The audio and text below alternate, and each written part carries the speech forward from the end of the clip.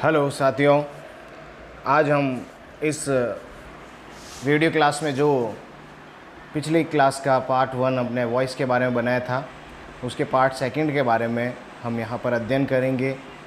उन पहले वीडियो में हमने टेंसेस के आधार पर जो वॉइस बनाए जाते थे उनके बारे में अध्ययन किया। एंड नाउ अब हम जो इंट्रोगेटिव सेंटेंसेज होते हैं, प्रश्नवाचक होते हैं, इम्पेरेटिव होते हैं या WH वर्ड से शुरू होने वाले जो भी सेंटेंसेज होते हैं उनको बनाएंगे। तो सबसे पहले हम बात करेंगे जो डबल ऑब्जेक्ट वाले सेंटेंस होते हैं।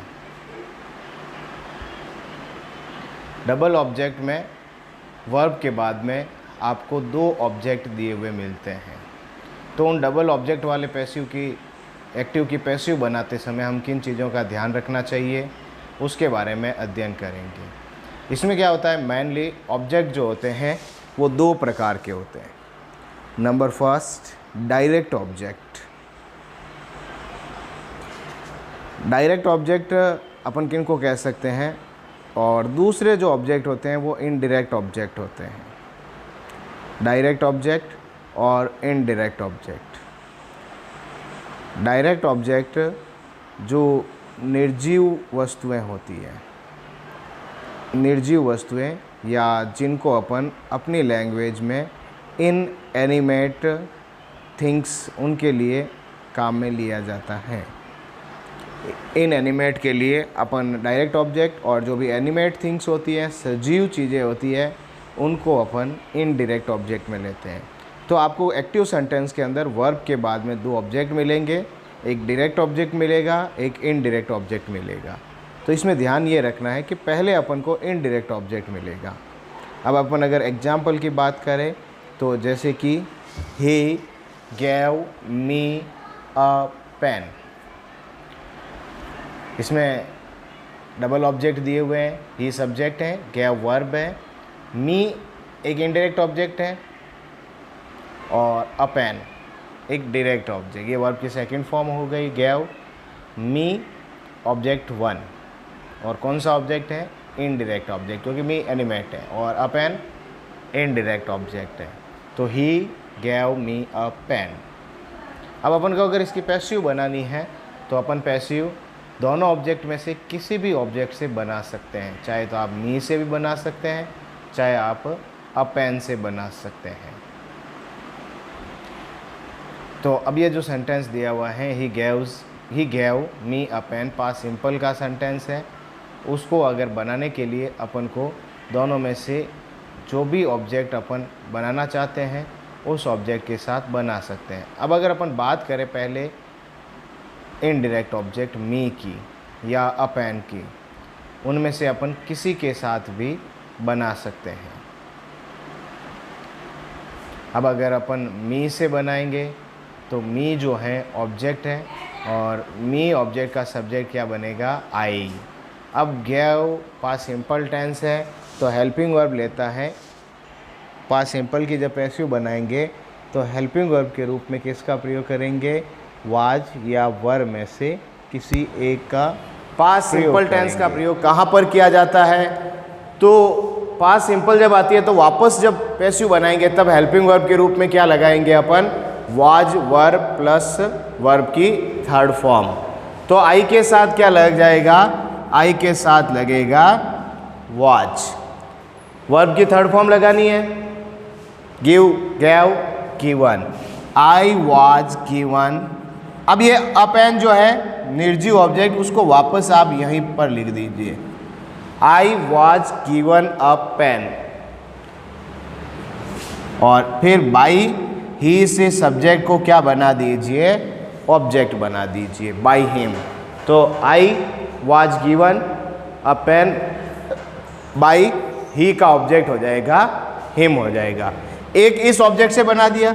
अब अगर अपन बात करें कि हम तो इस अ पेन वाले ऑब्जेक्ट से पैसिव बनाएंगे, कोई प्रॉब्लम नहीं है। इस अ पेन को आप सब्जेक्ट मान लीजिए, a pen. Helping verb same लगेगी, पास्ट सिंपल टेंस ही है तो was, a pen was. Verb की थर्ड फॉर्म यही है given, a pen was given. अब देखिए इसमें आपको क्या करना है, अगर यहाँ पर एनिमेट सब्जेक्ट बचा हुआ है, इन एनिमेट से अगर आप पैसिव बना रहे हैं, निर्जीव सब्जेक्ट से पैसिव बना रहे हैं, और एनिमेट इनडायरेक्ट ऑब्जेक्ट अगर अपने पास पड़ा है, तो उसके पहले आपको प्रीपोजिशन लगाना पड़ेगा to. To me, a pen was given to me, और फिर वही बाई और ही का ऑब्जेक्ट क्या हो जाएगा, हिम हो जाएगा। Okay, any doubt? उसी प्रकार से जैसे विलेजर्स, इलेक्टेड हिम सरपंच,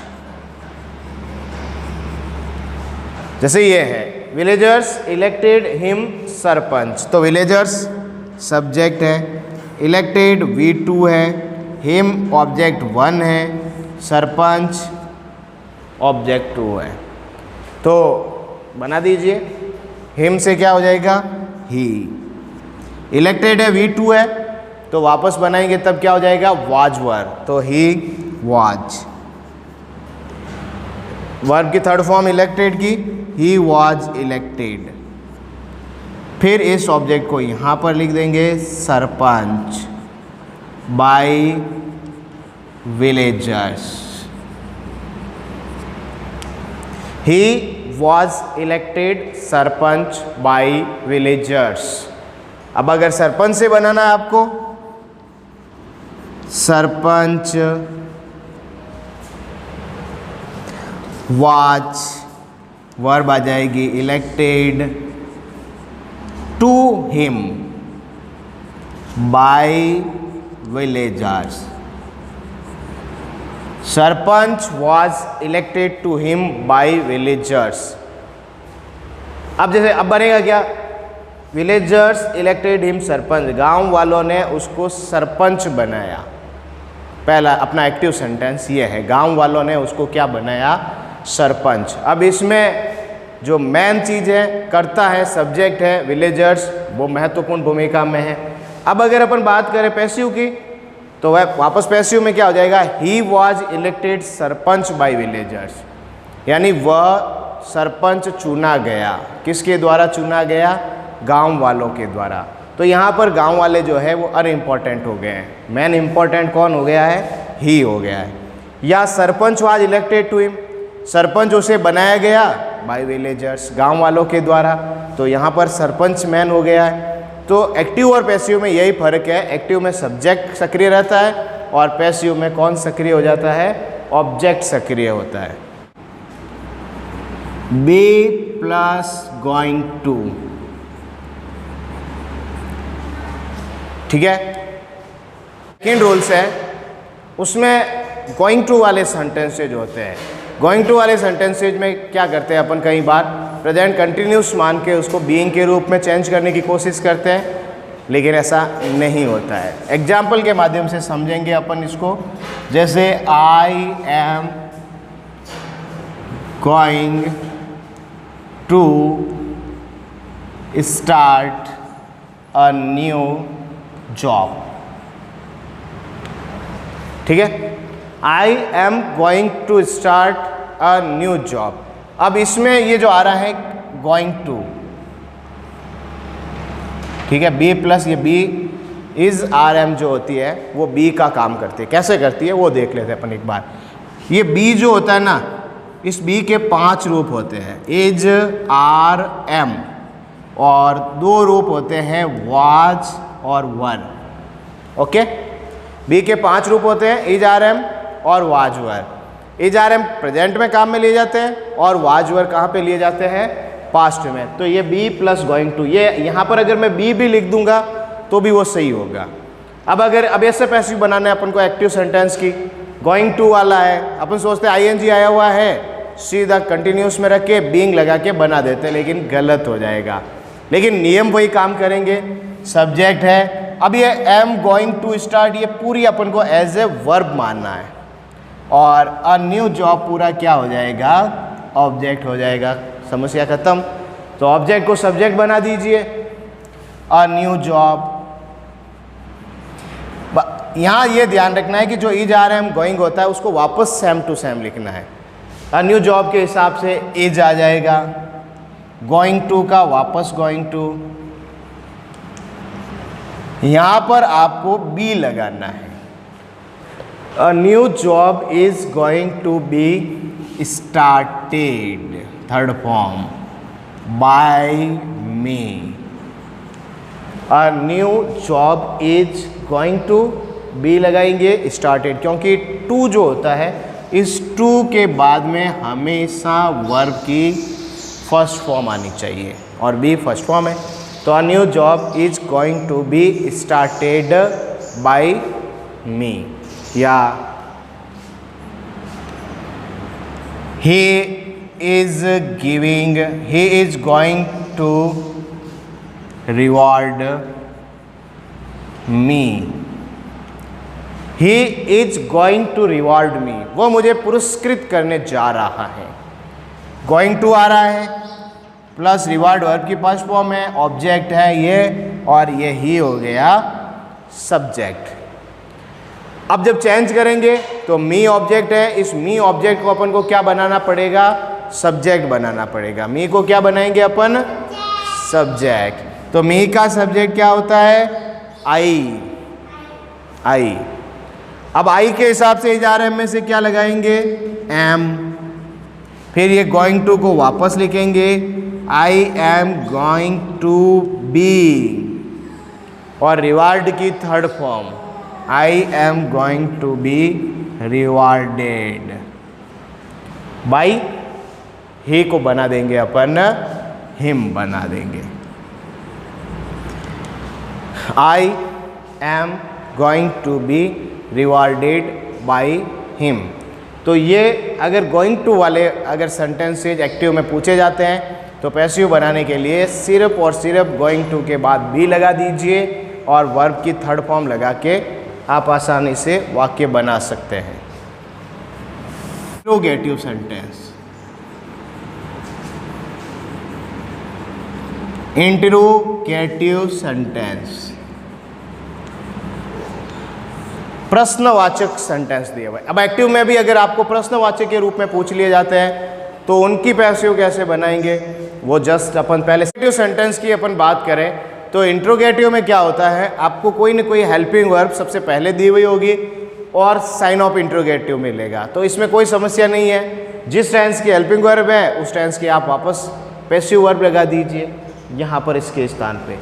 तो जैसे डू यू हेल्प मी, अब ये डू कौन से टेंस का है, प्रेजेंट सिंपल टेंस का है। तो प्रेजेंट सिंपल टेंस में आपको वापस पैसिव बनाते समय is are am plus verb की थर्ड फॉर्म का प्रयोग करना है। तो ऑब्जेक्ट है अपने पास, यस यू सब्जेक्ट है, हेल्प वापस वी फर्स्ट है और मी ऑब्जेक्ट है।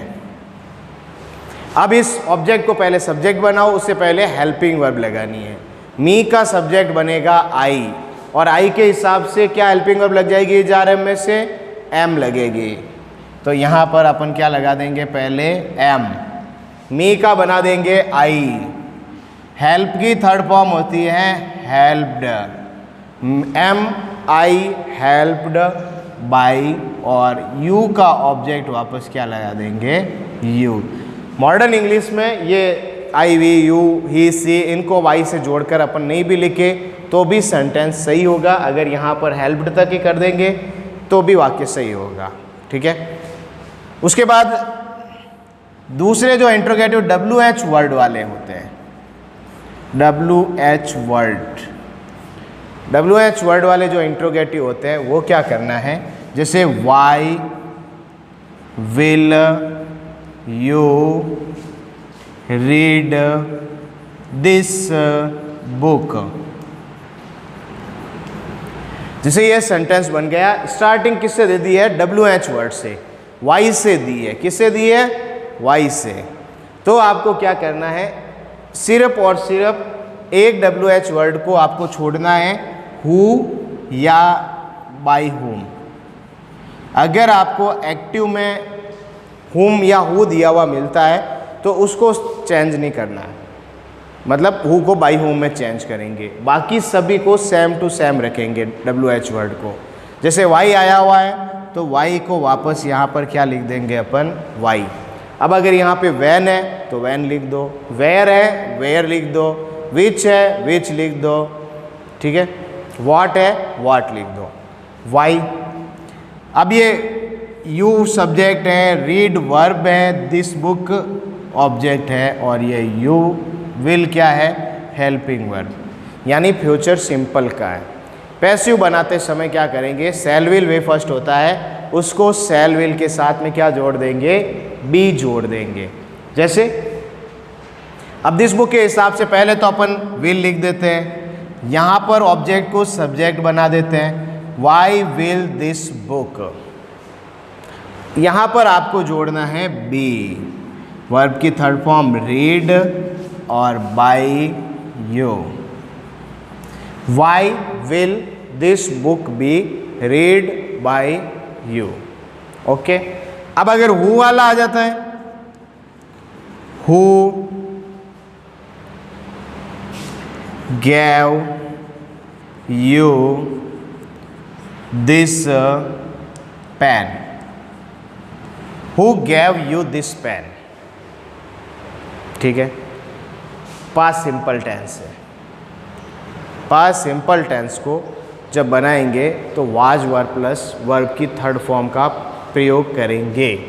तो पहले आपको क्या करना है, जो ये हु होता है उस हु को चेंज करना है बाई हुम में, हु को किस में चेंज करेंगे, बाई हुम में।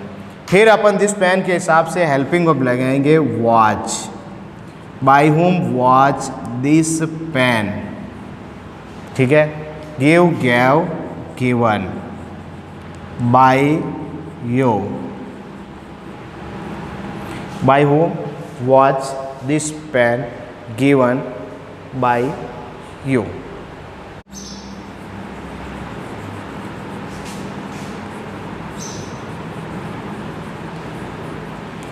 इम्पेरेटिव सेंटेंसेस जो होते हैं, अब पहली चीज इम्पेरेटिव सेंटेंस कौन से होते हैं, इम्पेरेटिव सेंटेंस कहते हैं अपन आज्ञावाचक सूचक शब्दों को, यानी वाक्यों को जिसमें आपके वाक्य की शुरुआत किससे होगी, वर्ब की फर्स्ट फॉर्म से होगी, और जब वापस अपन पैसिव बनाएंगे तो उस वाक्यों को किससे बनाएंगे, लेट से बनाएंगे। जैसे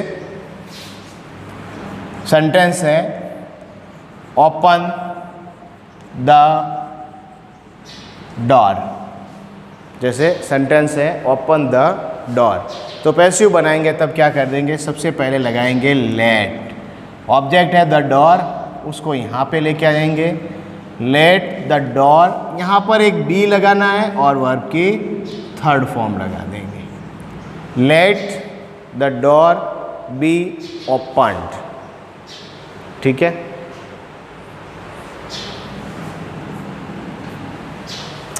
और कहीं है, और देख ला, please take your request.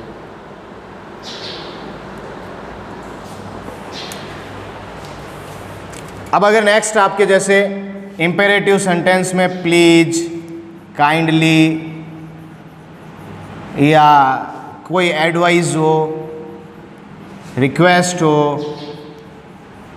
Order हो, अगर ऐसे सेंटेंसेज आते हैं तो अपन को क्या करना है, जैसे सेंटेंस है प्लीज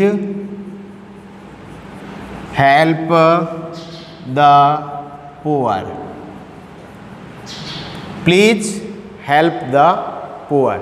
अब देखिए प्लीज आ गया है तो आपको पैसिव बनाते समय क्या करना है, यू आर रिक्वेस्टेड